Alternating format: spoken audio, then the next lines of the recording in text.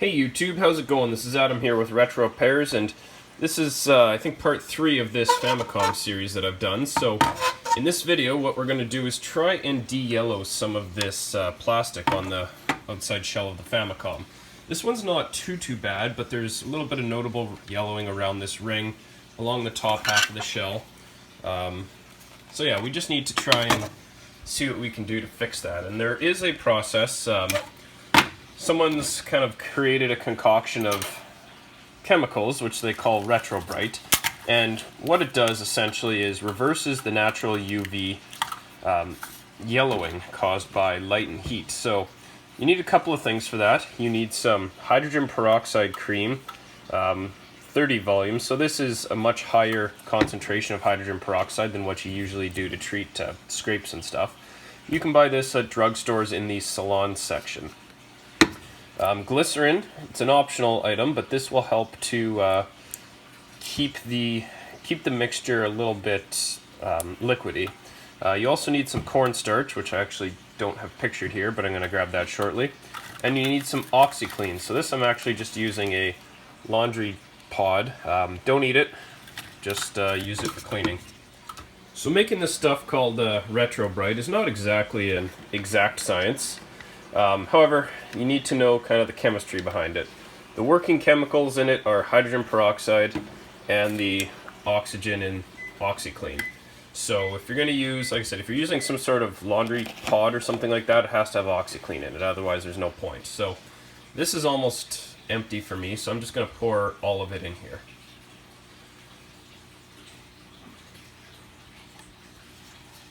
I'm going to add a little bit of glycerin, not much. So that's the glycerin, just like that. We're going to add some cornstarch. Oops. So you want this to be fairly thick. Then we're going to just kind of mix it all together here. You ultimately want this to turn into a paste because it needs to sit on the console. It can't just ooze off and leave the console there. So we're actually going to use more cornstarch. It's going to be pretty pasty. There we go. It's starting to thicken up nicely.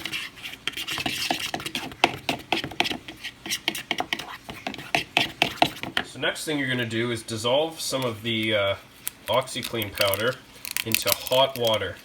It needs to be hot, otherwise it's just not going to absorb properly. So put it in there. Stir it in nicely. Try and get it as absorbed as possible. Let it dissolve a bit.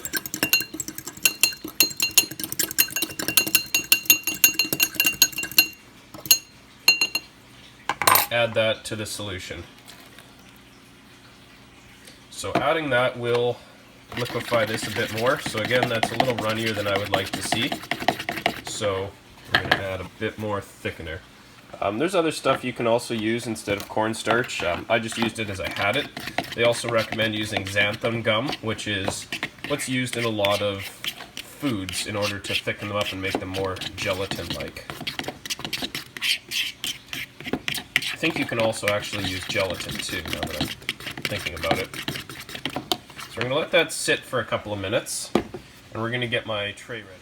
So everything here is in a nice glass dish. You want to use a glass dish as this mixture won't really react with the glass. Also, the glass will allow light to come through. Having solid UV light is really the secret for this working. If you don't have any UV available, then it's just not going to do anything. So what you do, grab like a nice little brush that you'd use for putting barbecue sauce on something, and just coat this up nicely. You want to put lots on, and you want it to sit in place. You don't want it oozing off, so cover that up. Cover up everything that's yellowed.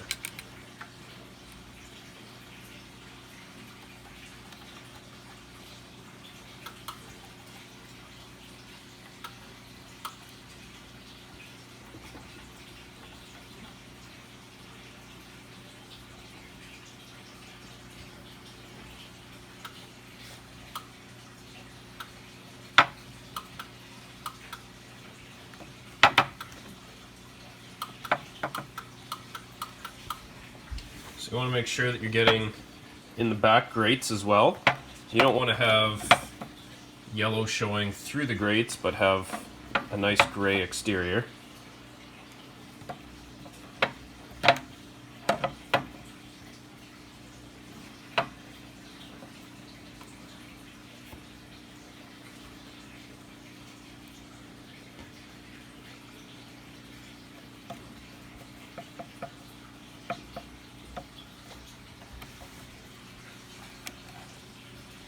So while you're doing this, be careful that you're not contacting it with your skin, or especially anything sensitive like your eyes.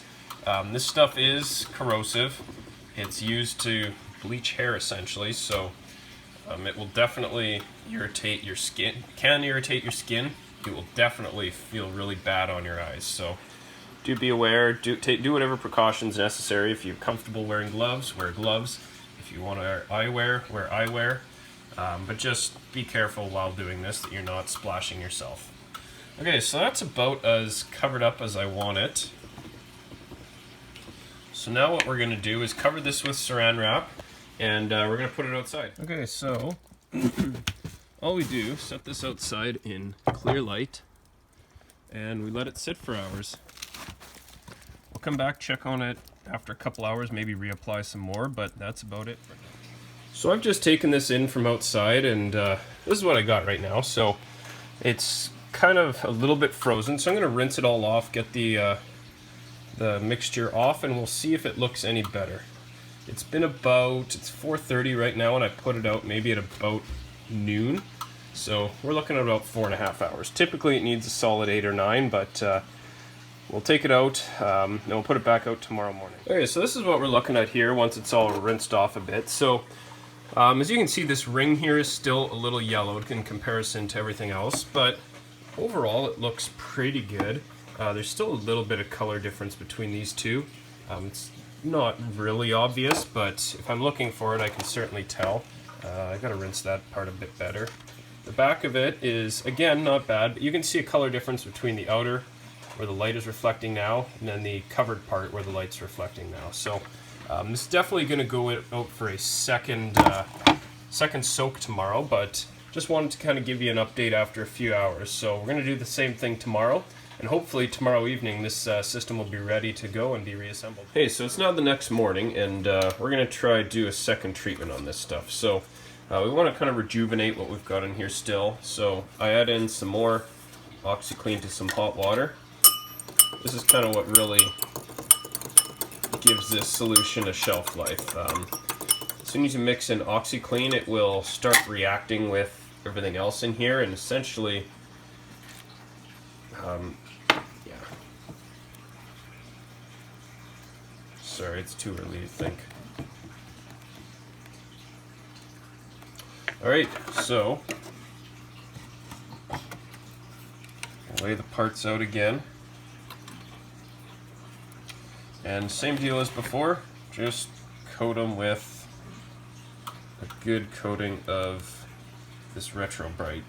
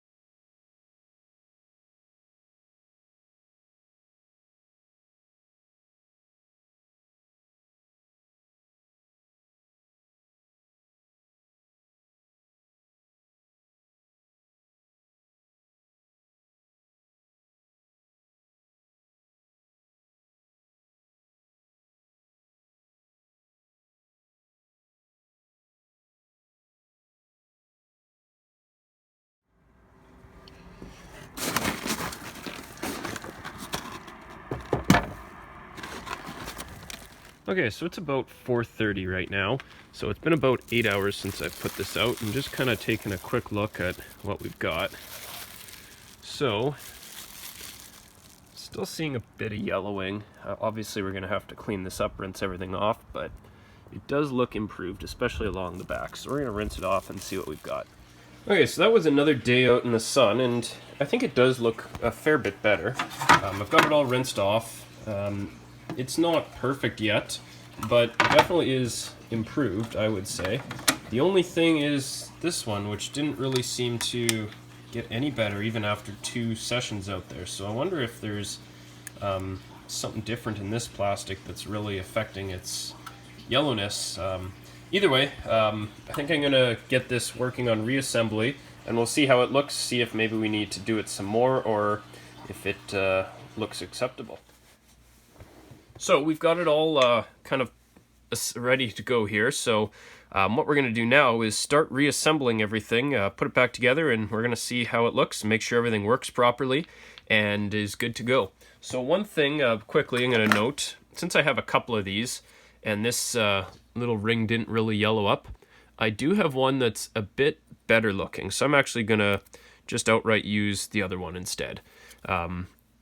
It's not as yellowed. Oddly enough, the whole plastic seems to be a slightly different color, but we're going to use this one instead, and it should look a bit better alongside the more gray plastic on the outside. So, without kind of yammering on too much, we're going to start reassembly here. So, first thing I like to do when reassembling these is, well, firstly, you gotta grab the RF shielding and kind of put it into place. This serves 2 purposes. Firstly, you want to look and make sure that you're not going to cover up any screws you need access to. So under here, there's nothing really, and there is a screw hole cut out right there for this screw hole, so you're good to install this right away. Then, the very first screw I always put in is the one under this switch. I've done it a couple of times where you install the switch and you forgot to put the screw in, so you have to unscrew the switch and fix that. Actually, I'm jumping ahead of myself. We're not ready for that at all. First thing you need to do is take the whole board out, and you need to put in these grounding pieces. So there's 2 pieces that go in here. One will go right there, and one will go right here at the back. And the purpose of these, just by itself, it really doesn't serve a purpose, but the idea was when you use the Super Famicoms disk add-on system, these grounding pieces transfer the ground through the main board, so the entire system's grounded, but also they serve, these are threaded, so they allow you to actually screw the disk system into the bottom of this. Now, obviously we don't have a disk system here, so I'm not able to make use of that, but that's why they're there. If you lose one of those, or if you forget to put it in, honestly, it's not going to make a difference because it doesn't connect to anything, and this one in particular, it doesn't even connect to anything at all. It just kind of sits there. So the purpose of this one right now is for screw, so that you can mount the disk system, but some different revisions of the board are actually longer, and it will send ground, I think, to that board. This one here, you see the board kind of overlaps it a bit. So if I show you the underside of it, there's a little metal plate right there, and that's what will contact that piece of metal. So once again, we're going to install that screw. Now, it's always a good idea when you're screwing into plastic, before you start twisting too hard, back the screw out about a half turn and then start screwing. And what that does is it makes sure that the threads are properly in place, that you're not stripping the hole that it's supposed to go into. Plastic is very soft, screws are very hard, so naturally it's going to be prone to stripping. So 2 screws over top of the power switch here. Now you'll note I always work on these with the power switch in the on position. The reason for that is anytime you open up a system, you always want to have the power turned on, and that helps discharge any remaining current that's built up in these capacitors. If you don't, you're not going to electrocute yourself, but you do run the risk of damaging the system if you were to, say, bridge something such as a capacitor with a IC, and transfer current to places that it's not supposed to be. That's how you really damage stuff.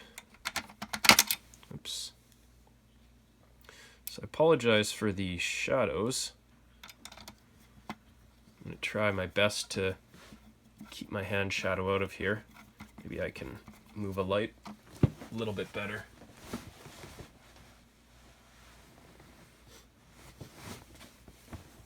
How's that?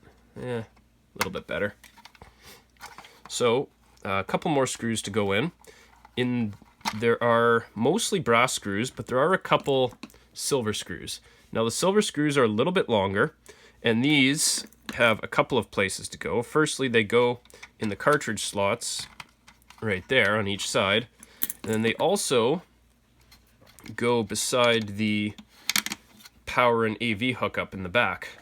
The reason for that is they're a little bit longer, so they go through all the multiple layers required and go into the plastic in the bottom of the shell. So once again, make sure that you're keeping an eye on where you take screws out of if you are disassembling, and putting them back where they need to be.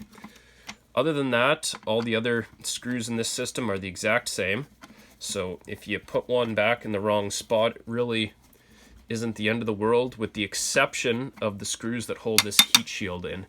They actually go in through the bottom, and they're a special machine screw that will go into metal, so they have to go back where they belong.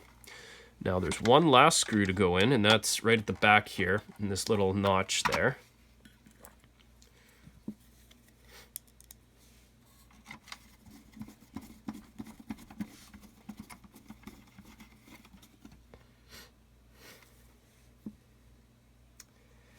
And then that's it. So the main board's now properly installed, it's secured. Next step is going to be the eject mechanism. So to install this, you need obviously your eject mechanism, and it sits nicely right here. That's backwards. Sits nicely right in here.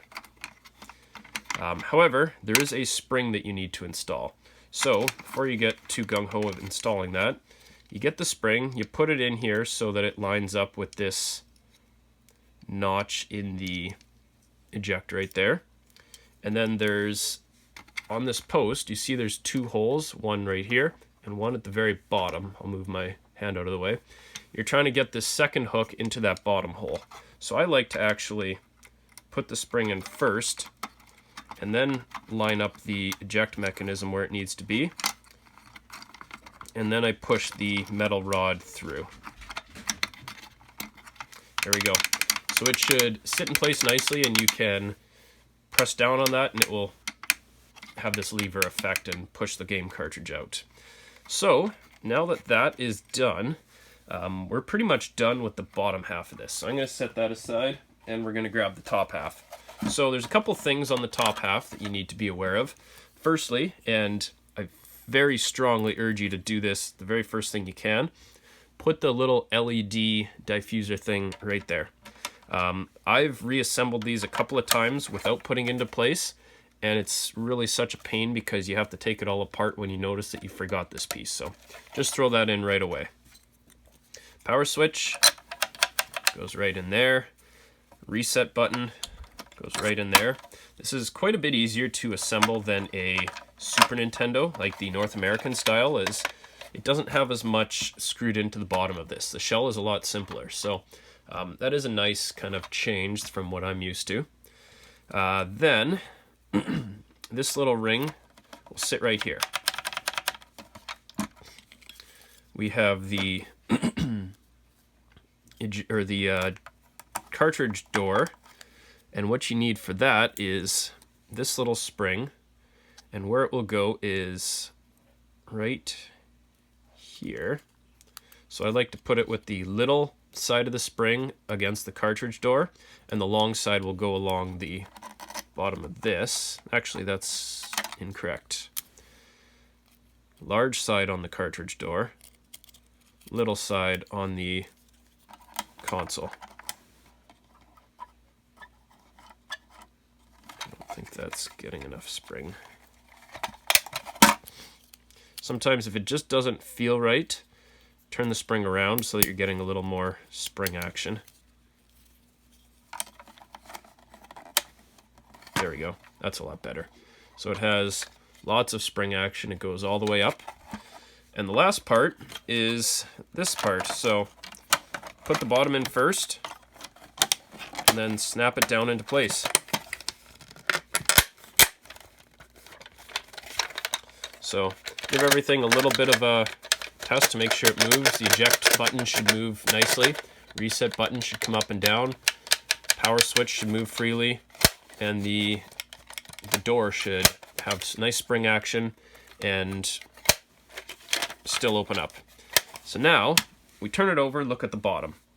The bottom side, now we have this this little arm, and what this does is when the power is on, it actually locks some of the games into place.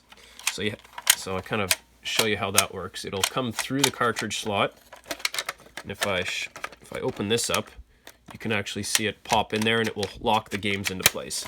It helps to prevent you from opening it up and destroying your games. There is a screw that goes in there, so we have this little washer, and the washer will go on top of here, and then you have a screw on top of that washer.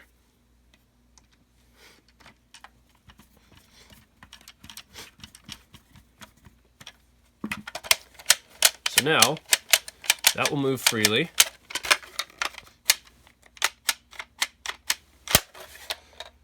And that's the top shell, so kind of get a good look at that. It looks pretty good. I do like this slightly grayer ring a lot better than the more yellowed one I had before, so I got a couple other Famicom systems, so we might try to de-yellow another one a bit further and match those ones up instead. Now the last piece I have is actually a spare, but you have to make sure you put this extension piece back in. And this is the cover for when you do install the Famicom disk system, Super Famicom disk one. It attaches into there to transmit data. So apparently I didn't really clean this bottom part, but oh well. So that's pretty much it. Last part to do, you put the top on. You have to align the power so that you can feel a nice mechanical switch. If the power's not lined up, it just won't go together nicely. So get that lined up. Then you take your special game bit screws, and you need the special driver bit for it. And then you're going to install 6 of those into the 6 holes, 2 at the bottom, 2 in the middle, and 2 at the top. So with those screws now installed, time to plug it in and give this a nice test. Okay, so I've got it all hooked up to the TV, and we're going to run a couple of tests on this. I want to make sure that it's working as intended. So we got her hooked up. It's on AV1. There's a couple things I want to try. First of all, I want to use the Super Nintendo test cartridge.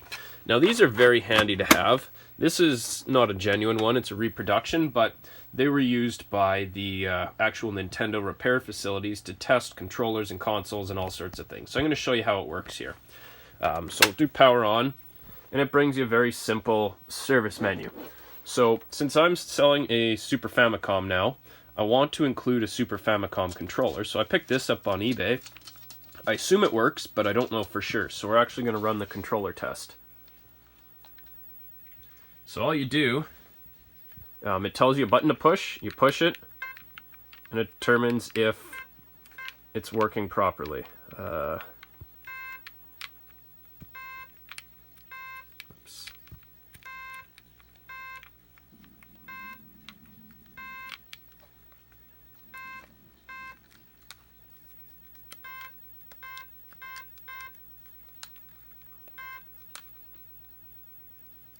Well, that's pretty jammed, so we're going to have to open this up. There we go.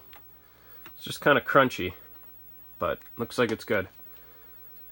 So, let's restart it. Also want to make sure reset works. And we are back here. Now we're going to go into the burn-in test. Now what the burn-in test does is it checks all excuse me, all the hardware on it. So the PPU, the CPU, runs various tests to make sure that different modes work, and it will give me a result. So all of that green, that's definitely a good thing.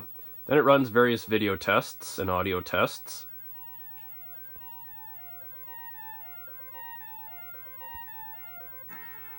So you see it says mode 0. It's going to go through various modes, and what those are just simply different ways the processor handles displaying things. So it'll involve how they move sprites, how things interact with the screen, whether they're in pseudo 3D or not, that type of thing. So, but the fact that it's making it through this and all those tests passed, that's definitely a good thing. So I would say this Super Famicom is definitely working.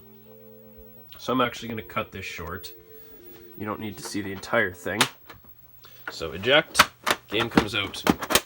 I also want to make sure that an actual game will play. So we have Chrono Trigger, but of course the Japanese version. So unless your Japanese is pretty good, this is a pretty difficult game to play.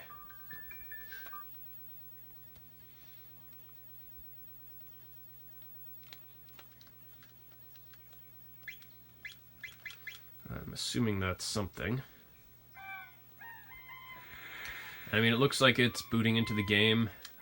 So far, so good. So I'm comfortable in saying this is going to work. There is one more thing that I want to do, and that's try a game that uses a little bit more graphically, and that's Super Mario Kart.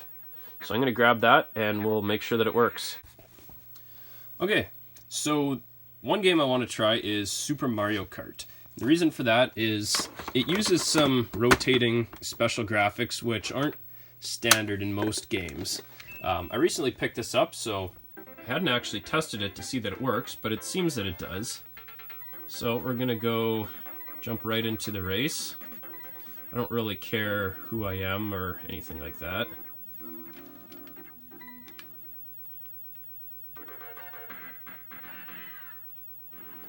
So I want to make sure that the sprites look good and that it runs properly.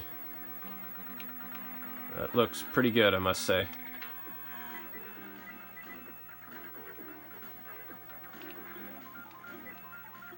I haven't actually played Super Mario Kart in a very long time, so kind of brings me back. And I definitely haven't ever played it on the Super Famicom, but it's pretty much the same thing that you'd be used to on Super Nintendo. I apologize for the sucking at this, but I'm playing with one hand at the moment.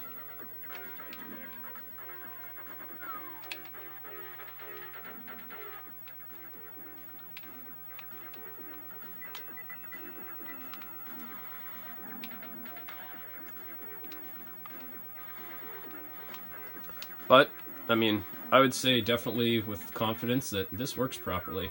You can see the backgrounds are rotating, which is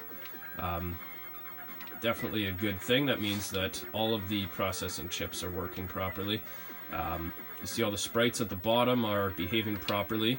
Sometimes what you'll see with a bad PPU or video RAM is incorrect sprites.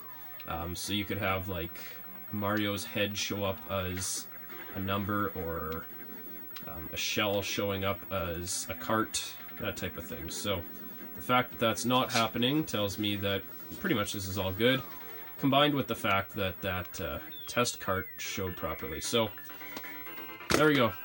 That works properly. So there we have the Super Famicom, freshly de-yellowed and ready for action. I'd say that does look pretty good. The only thing is this little face. I'm gonna maybe see if I can brighten that controller port up a little bit, but other than that, I would say we're pretty good. So that's it for this part of the video. I got a few more Super Famicoms, so I might make one more, but it's going to be more of the same thing. Just de-yellowing it, tidying it up, make sure that it works, and get it ready for sale. So, controller works. I'm going to give this a bit of a clean, and you know what, I might make a video of how to open and clean a Super Famicom controller. This one's pretty gross, so yeah, I guess you could stay tuned for that one, and that should be out pretty soon. I'm going to get that started right now, actually. So thanks a lot for watching this video. I hope that you found it entertaining. Hopefully, if you've got an old system that's starting to yellow, you'll be able to use some of those tricks to de-yellow it using the Retrobrite formula. Leave me a comment below, let me know what you think, and other than that, thanks a lot for watching, subscribe to my channel, and we'll see you next video.